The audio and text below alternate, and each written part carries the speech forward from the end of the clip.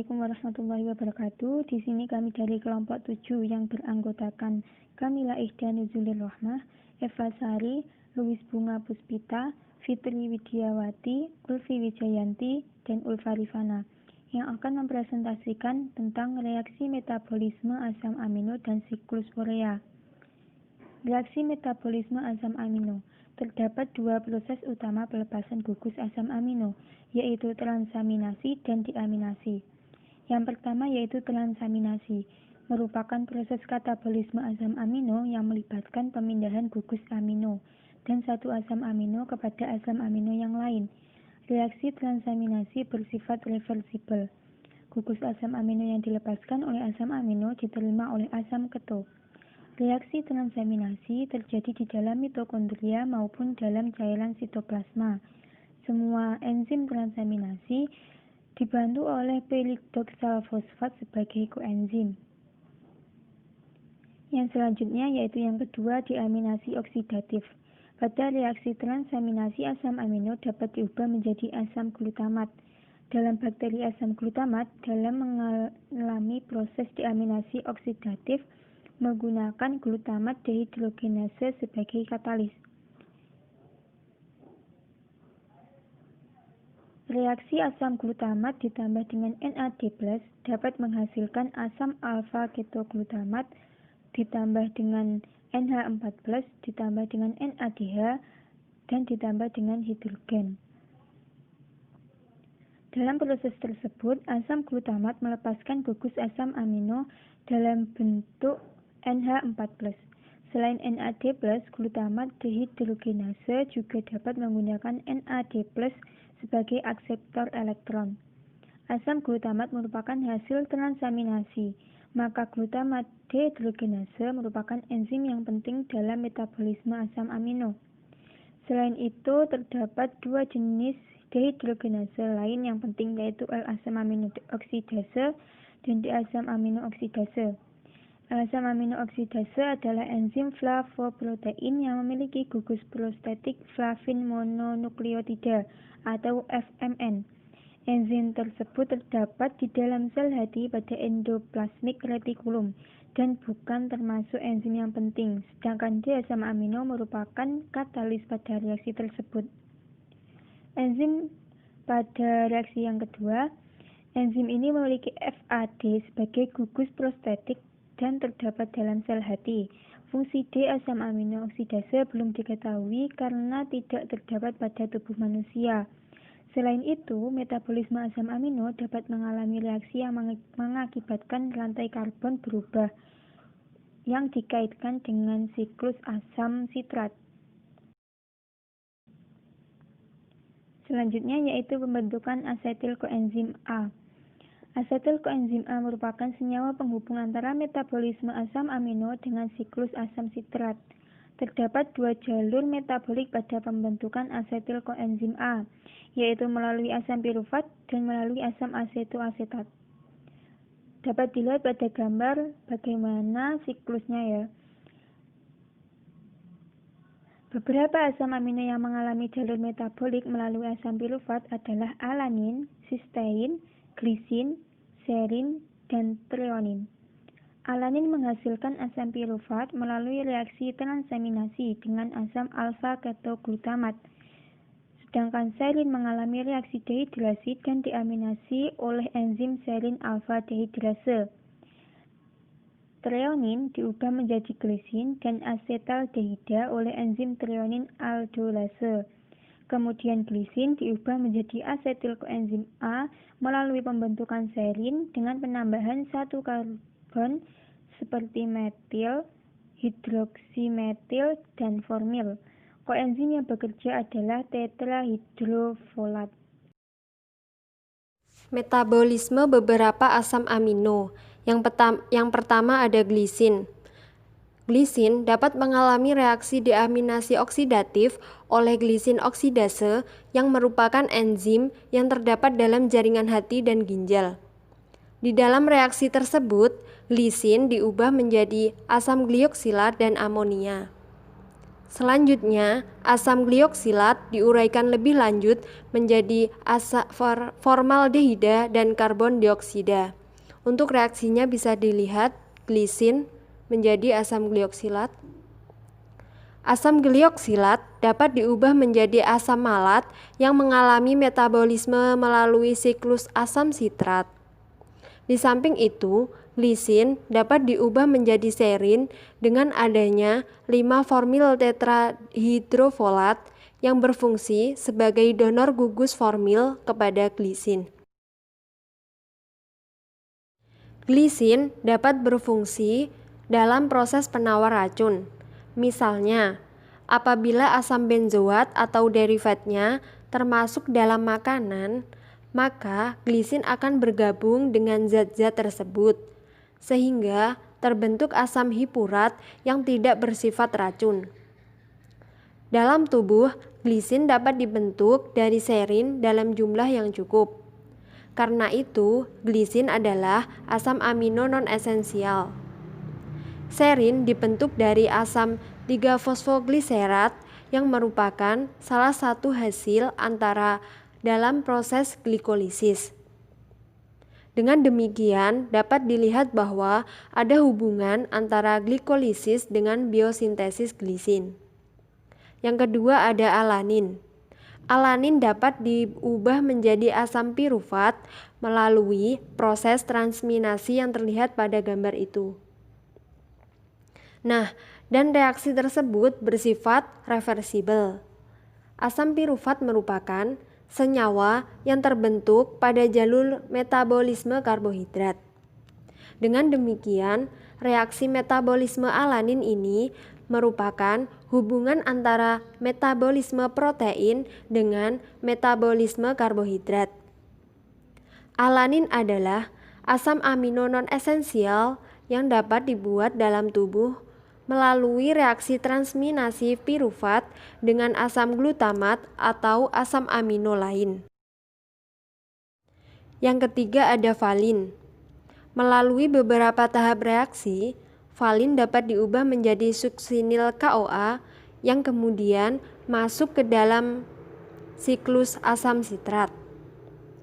Dalam metabolisme ini, valin mula-mula diubah menjadi asam ketoisovalerat dengan cara transminasi. Selanjutnya, asam ketoisovalerat diubah berturut-turut menjadi isobutiril KOA dan saksinil KOA yang terlihat pada gambar itu ya. Biosintesis valin, suatu asam amino esensial, hanya terjadi dalam tumbuhan dan organisme mikro. Biosintesis ini diawali dari asam pirufat yang berturut-turut diubah menjadi asetolaktat, alfa, beta dihidroksiisovalerat, alfa ketoisovalerat dan kemudian valin. Untuk selanjutnya ada leusin. Leusin dapat diubah menjadi asam keto melalui reaksi transminasi oksidatif. Kemudian, asam keto ini melalui beberapa tahap reaksi diubah menjadi asetil KOA. Salah satu senyawa yang terbentuk dalam tahap reaksi tersebut ialah beta-hidroksi beta-metilglutamil KOA atau HMG-CoA, yang juga merupakan salah satu zat antara dalam biosintesis kolesterol. Nah, hal ini merupakan salah satu contoh hubungan antara metabolisme protein, lemak, dan karbohidrat. Leusin adalah salah satu asam amino esensial yang disintesis oleh organisme mikro atau tumbuhan dari asam pirufat. Selanjutnya isoleusin. Dalam metabolisme isoleusin juga mengalami reaksi transminasi oksidatif sehingga terbentuk asam keto, yaitu asam alfa keto beta metilvalerat. Kemudian asam ini melalui beberapa tahap KOA dapat langsung masuk ke dalam siklus asam sitrat, sedangkan isopropil KOA diubah terlebih dahulu menjadi suksinil KOA, baru kemudian masuk ke dalam siklus asam sitrat. Isoleusin juga merupakan asam amino esensial yang disintesis dalam organisme mikro. Biosintesis isoleusin ini dimulai dari asam alfa ketobutirat yang dapat dibentuk dari treonin. Melalui beberapa tahap reaksi, asam ketobutirat diubah menjadi isoleusin, seperti pada gambar. Selanjutnya serin. Metabolisme serin berlangsung melalui reaksi deaminasi dan menghasilkan asam pirufat.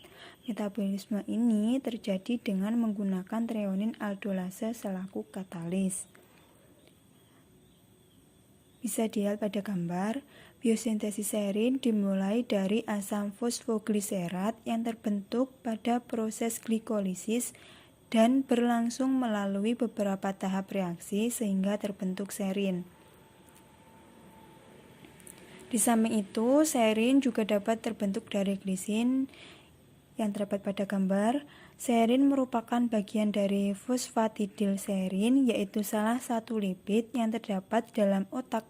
Serin juga dapat membentuk etanolamina yang merupakan bagian dari fosfatidil-etanolamina.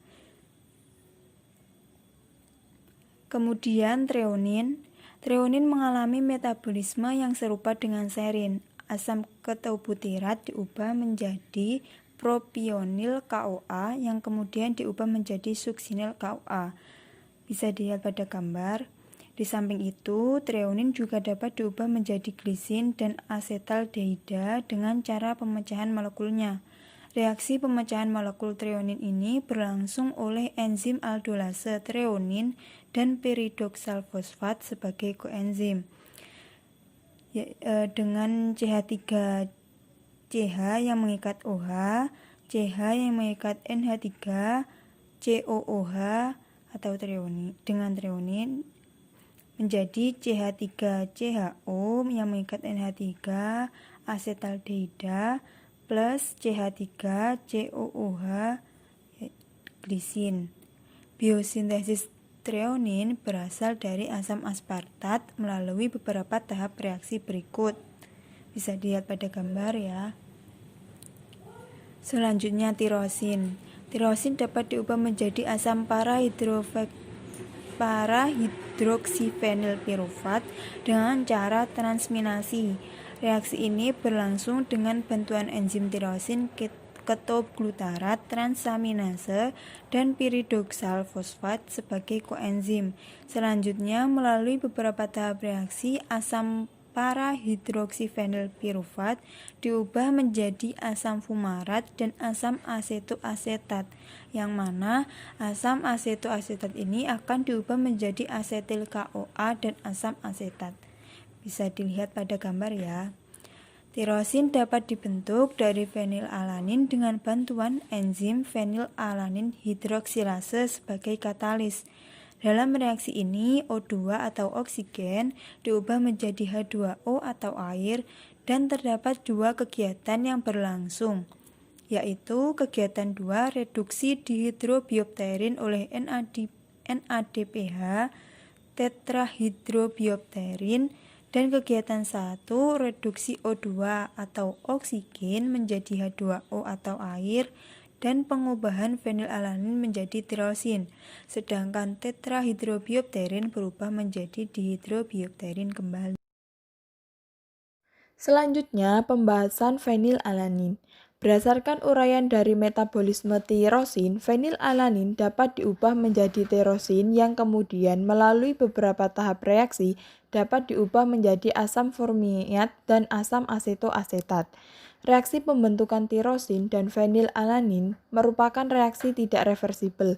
Artinya, fenilalanin tidak dapat dibentuk dari tirosin karena fenilalanin merupakan asam amino esensial, sedangkan tirosin merupakan asam amino non-esensial. Biosintesis fenilalanin terjadi pada organisme mikro dan dapat dibentuk dari asam fosfoenolpirufat dan entrosa 4-fosfat.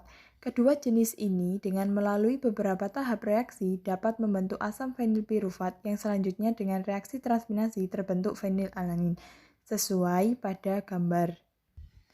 Triptofan. merupakan suatu asam amino esensial dan satu-satunya asam amino esensial yang mengandung cincin indol. Memiliki berat 204,23 dengan rumus C11H12N2O2.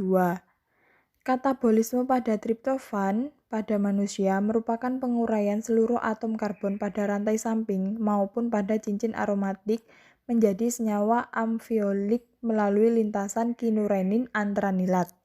Proses yang terjadi ialah pertama, enzim triptofan oksigenase atau triptofan pirolase mengkatalisis reaksi pemutusan cincin indol dengan penyatuan dua atom dari molekul oksigen sehingga terbentuk senyawa N-formylkinurenin.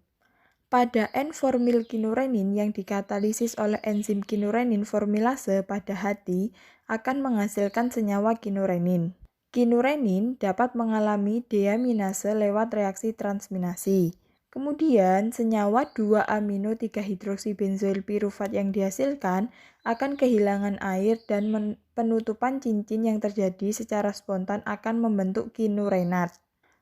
Metabolisme selanjutnya, kinurenin akan melibatkan konversi senyawa ini menjadi 3-hidroksikinurenin yang kemudian menjadi 3-hidroksiantranilat. Hidroksilasi memerlukan oksigen molekuler dalam reaksi yang tergantung NADPH dan serupa dengan reaksi hidroksilasi fenilalanin. Hidroksilasi triptofan menjadi 5-hidroksitriptofan dikatalisis selanjutnya oleh enzim tirosin hidroksilase hati. Dekarboksilase selanjutnya akan membentuk serotonin atau 5-hidroksitriptamin. Nah, katabolisme serotonin diawali oleh reaksi deaminase oksidatif yang dikatalisis oleh enzim monoamin oksidase menjadi senyawa 5-hidroksiindolasetat. Senyawa ini pada manusia diekskresikan dalam urin 2-8 mg. Nah, apa saja peran triptofan di dalam tubuh?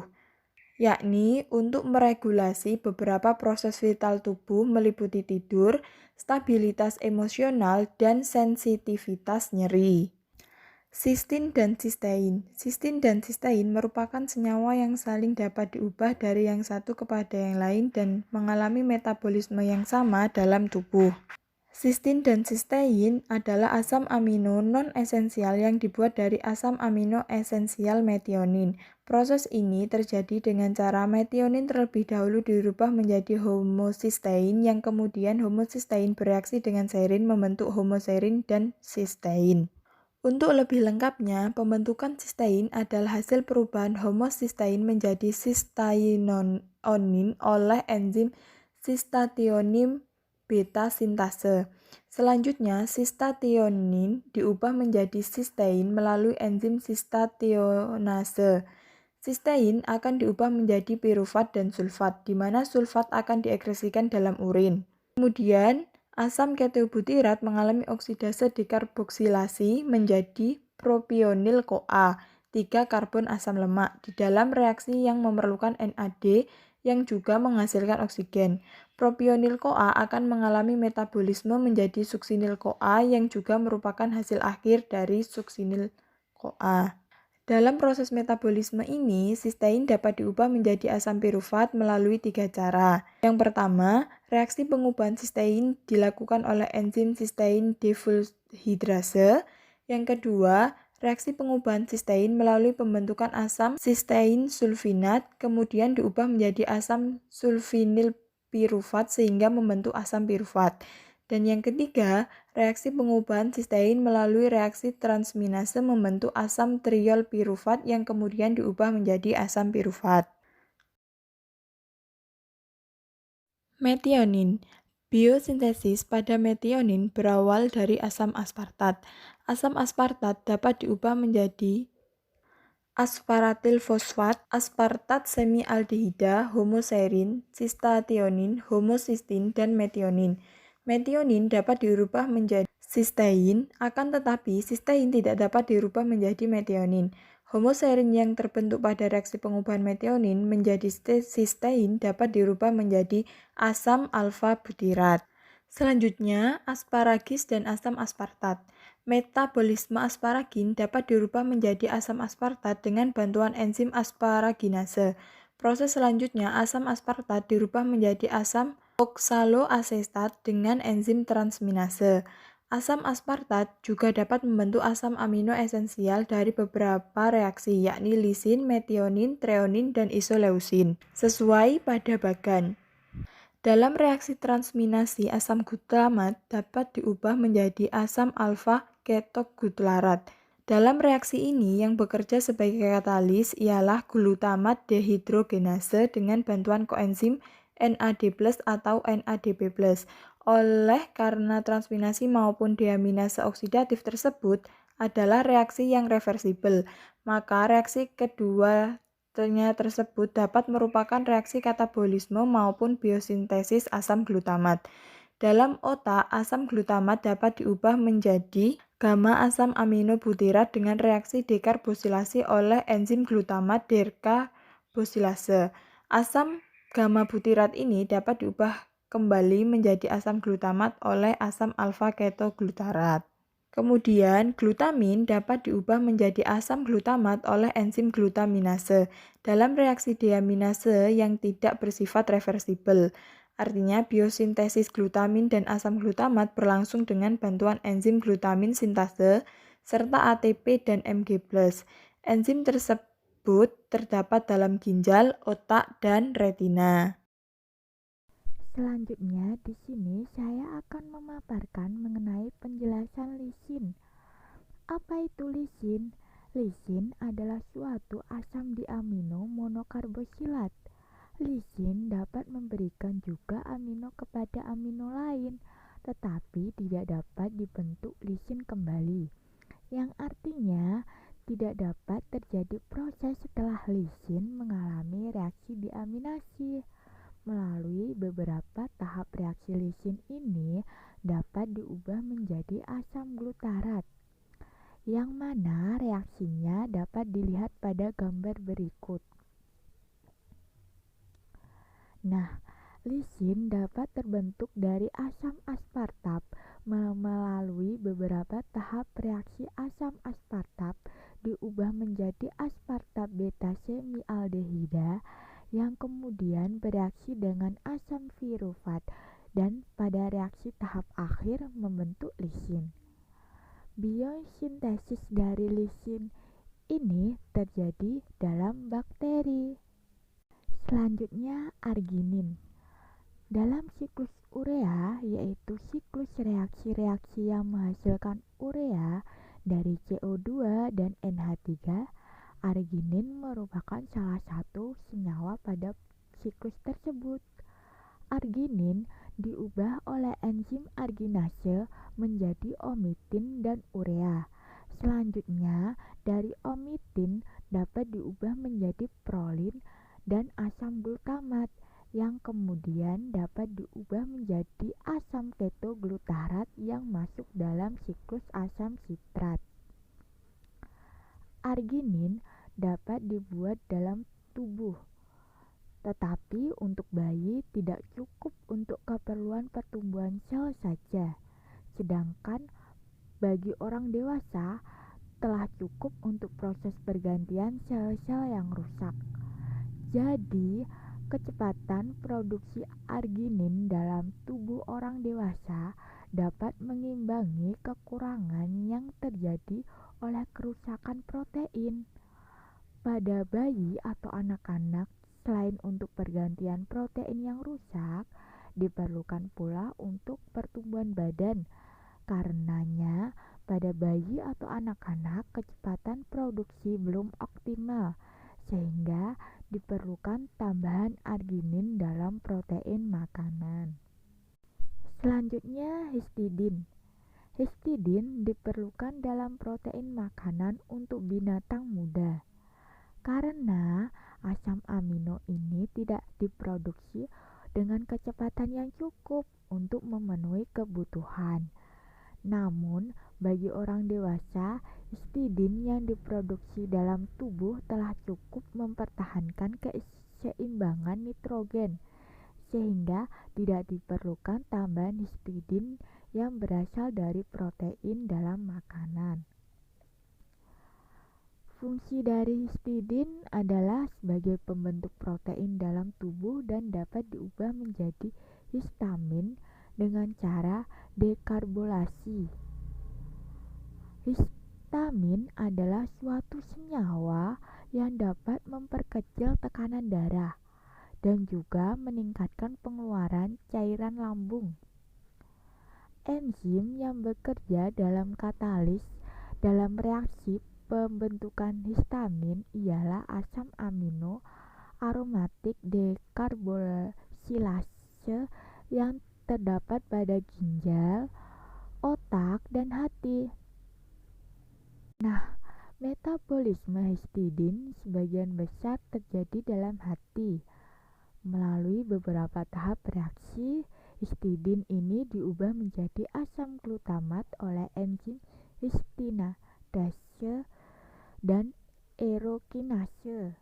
Selanjutnya, sintesis urea. Pada tahun 1932, Hans Krebs dan Kurt Henselius berpendapat bahwa urea terbentuk dari amonia dan karbon dioksida melalui serangkaian reaksi kimia yang berupa siklus yang dinamakan siklus urea. Pada pembentukan urea ini berlangsung di dalam hati. Urea adalah suatu senyawa yang mudah larut dalam air, bersifat netral, terdapat dalam urin yang dikeluarkan dalam tubuh. Biosintesis dari urea terdiri atas beberapa tahap yang merupakan suatu siklus sebagai berikut. Nah, pada gambar tersebut dijelaskan siklus urea ya. Bisa dilihat. Yang pertama, reaksi 1 sintesis karbamil fosfat. Dalam reaksi pembentukan karbamil fosfat ini, 1 mol amonia bereaksi dengan 1 mol karbon dioksida dengan bantuan enzim karbamil fosfat sintetase. Kemudian reaksi ini membutuhkan energi karena reaksi ini melibatkan 2 mol ATP yang diubah menjadi ADP. Yang mana reaksinya bisa dilihat pada gambar tersebut ya.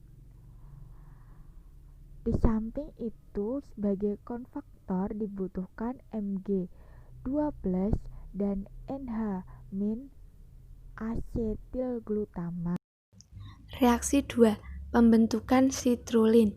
Karbamil fosfat yang terbentuk bereaksi dengan ornitin membentuk sitrulin.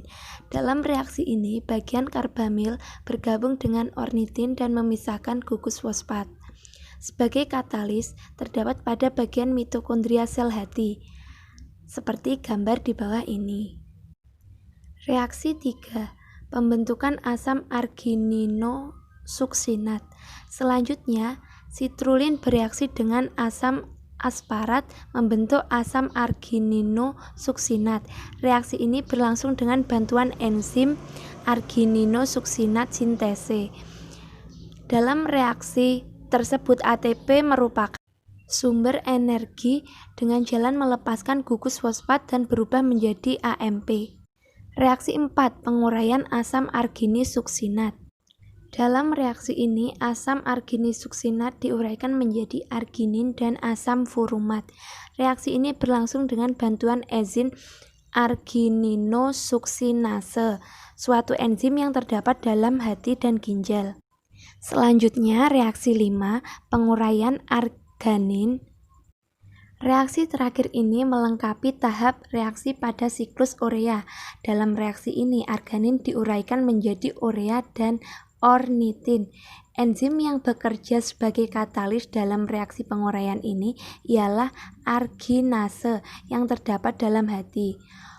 Omitin yang terbentuk dalam reaksi hidrolisis ini bereaksi kembali dengan karbamil fosfat untuk membentuk sitrulin, seperti contoh pada reaksi 2. Demikian. Seterusnya, reaksi berlangsung secara berulang-ulang sehingga merupakan suatu siklus. Apapun urea yang terbentuk dikeluarkan dari tubuh melalui urea. Reaksi keseluruhan siklus ini ialah sebagai berikut. 2NH3 plus CO3 plus 3 ATP plus 2 H2O menjadi urea plus 2 ADP plus AMP plus 2 PI plus PPI. Oleh karena pirofosfat yang terbentuk dalam reaksi ini, PPI terhidrolisis lebih lanjut menjadi fosfat, maka pembentukan satu molekul urea membutuhkan 4 ikatan fosfat berenergi tinggi. Proses kimia dalam siklus urea ini terjadi dalam hati karena enzim-enzim yang bekerja sebagai katalis terutama terdapat pada mitokondria dalam sel hati. Terima kasih. Sekian presentasi dari kelompok kami. Apabila ada yang ingin ditanyakan, dipersilahkan. Wassalamualaikum warahmatullahi wabarakatuh.